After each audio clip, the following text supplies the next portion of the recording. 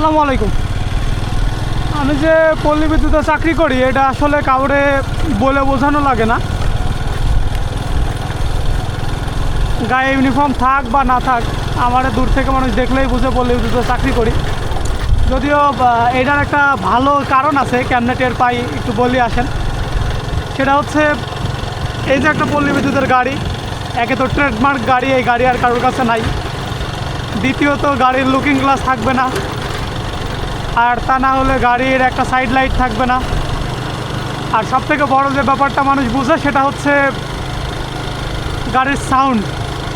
সচরাচর বাংলাদেশে যে গাড়িগুলো চলে ওই গাড়িগুলোর সাউন্ডের সাথে পল্লী বিদ্যুতের গাড়ির সাউন্ডের কোনো মিল খুঁজে পাওয়া যাবে না।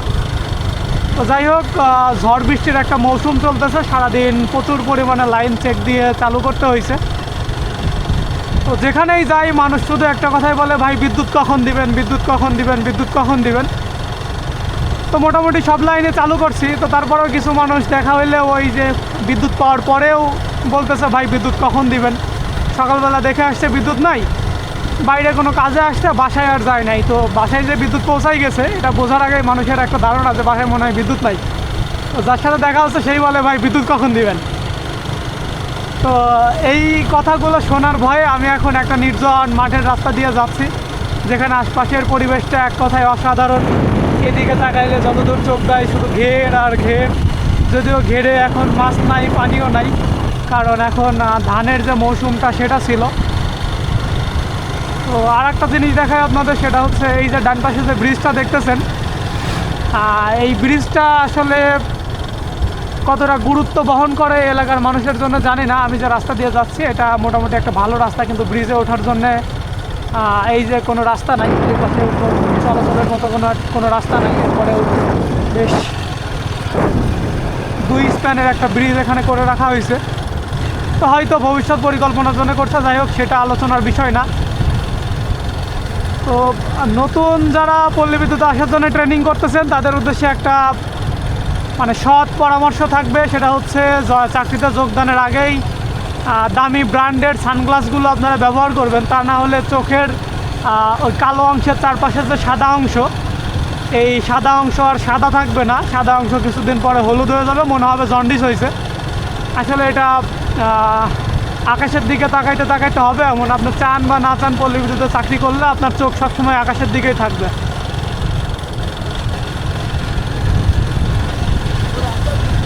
আর একটা বড় যে দিকটা সেটা হচ্ছে, আপনি সাপোজ পল্লী বিদ্যুতে চাকরি করেন, আপনি রাস্তা দিয়ে যাচ্ছেন, ভালো কোনো রাস্তা বা আপনার অফিস এরিয়ার বাইরে, তখনও খুব ভালোভাবে খেয়াল করবেন আপনি ঠিক লাইনের দিকে তাকাইতে তাকাইতে যাচ্ছেন, মনে হবে যে আপনি লাইন চেক দিচ্ছেন। তো পল্লী বিদ্যুতে চাকরি করলে এই যে একটা অভ্যাস, এটা সারা জীবনে থেকে যায়। তো এই পাশে যে গেটগুলো, এগুলো নতুন করে ধানের সিজন শেষ করে পানি দেওয়া শুরু করছে। আসলে এই জায়গাগুলোতে আসলে একটা অসাধারণ পরিবেশ ফিল করা যায়। এই অনুভূতিটা আসলে অসম্ভব সুন্দর। চাকরিতে যখন প্রথম সময়ের দিকে আসছিলাম ওই সময়টাতে এই যে জায়গাটা এখন আমি যাচ্ছি, এই জায়গাটা আমার কাছে একটা পছন্দের একটা জায়গা ছিল। মনে হইতো যে বিকেলবেলা এসে এই জায়গাটাতে বসে থাকবো। কিন্তু আসলে যত দিন যায় সুন্দর জায়গাগুলোতে বিচরণ বাড়তে থাকে, একই জায়গায় থাকতে গেলে। আর একটা সুন্দর জায়গাতে যখন বিচরণ বাড়তে থাকে সেই সুন্দর জায়গাটা তখন সুন্দর লাগে না। তো যার কারণে এই জায়গাটাও আমার কাছে এখন আর খুব বেশি সুন্দর লাগে না। যারা নতুন দেখবেন বা নতুন আসবেন তাদের কাছে সুন্দর লাগতে পারে। তো সাতক্ষীরার এই এলাকার মানুষ আসলে অনেক বেশি কর্মঠ। আমি কর্মসূত্রে সাতক্ষীরাতে আসি অনেক দিন হইল।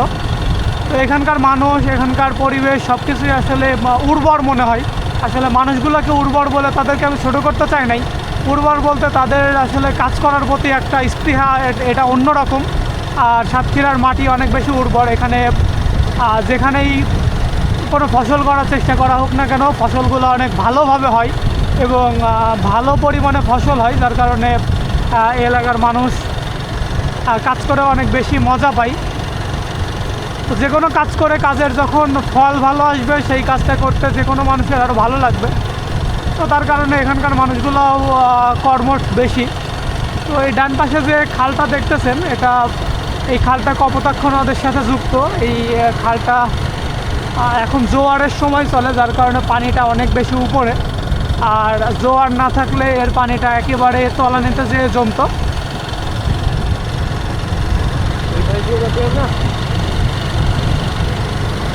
এই পাশ দিয়ে কাশিয়াটা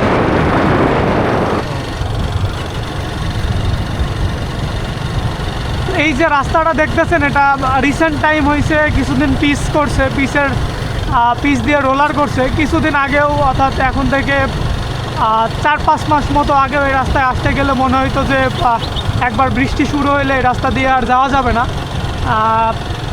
এই রাস্তায় বৃষ্টি হইলে আমরা আসতেও পারতাম না, অনেক বেশি আসলে দুঃসাধ্য ব্যাপার হয়ে যেত আমাদের জন্য এই রাস্তায় আসা। তো যাই হোক, এখন পিচের হওয়ার কারণে আমাদের জন্য রাস্তাটা অনেক বেশি ভালো হয়েছে। আর এটা আমাদের একটা শর্টকাট রাস্তা হয়। আমরা অফিস থেকে প্রায় 20 কিলোমিটার দূরে একটা জায়গাতে সাইডে গেছিলাম, মাঝখানে কিছু কাজ ছিল জন্য লং পথ ঘুরে যেতে হয়েছে।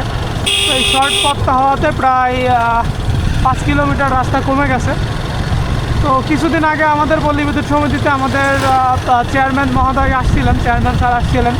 তো চেয়ারম্যান স্যারের কাছে আমাদের সিনিয়র জেনারেল ম্যানেজার মহোদয় একটা অভিযোগ কেন্দ্র সাথে আরও কিছু অফিসের জন্যে আর কি আর্জি জানাইছিলেন।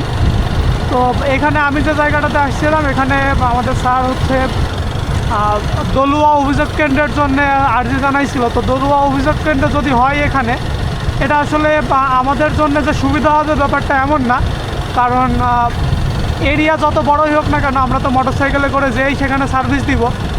তো অফিস থাক বা না থাক আমাদের জন্য আসলে একটু জার্নিটা বেশি হয়ে যায়। এছাড়া যে খুব বেশি সমস্যা ব্যাপারটা এমন না, কিন্তু মেইন যে ফ্যাক্টরটা সেটা হচ্ছে গ্রাহক পর্যায়ে।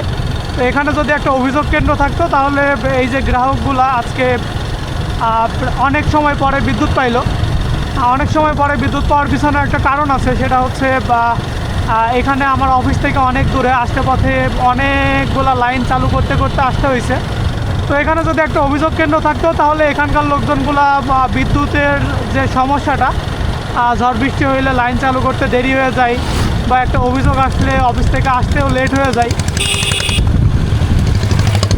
তো এখানকার মানুষগুলা এই যে আসতে যাইতে যে সময়ের যে স্বল্পতা, সময়ের যে একটা সমস্যা, একটা মেন যে সমস্যা হচ্ছে ডিস্টেন্স, এই ডিস্টেন্সটা কমে যায়। এখানে অনেক গ্রাহক আছে, অনেক শিল্প গ্রাহক আছে, অনেকগুলা বরফ কল আছে, অর্থাৎ ইন্ডাস্ট্রিয়াল যে ফ্যাক্টরিগুলো আছে এগুলো আছে।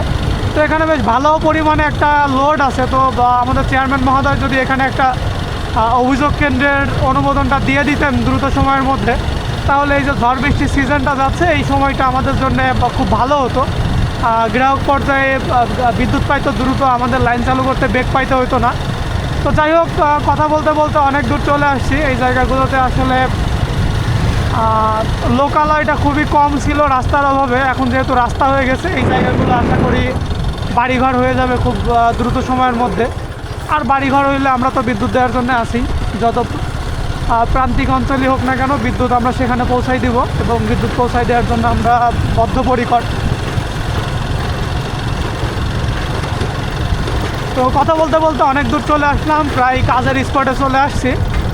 জানি না কথা কতটুকু বোঝা গেছে।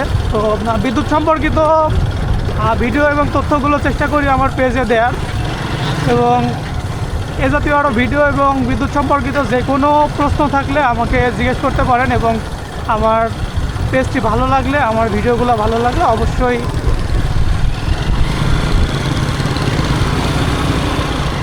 অবশ্যই অবশ্যই পেজটির পাশে থাকবেন। আমি সবসময় চেষ্টা করি আপনাদের উপকারে আসে এমন ভিডিওগুলো করার।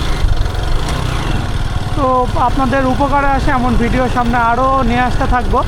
তো ভালো থাকবেন সবাই, আসসালামু আলাইকুম।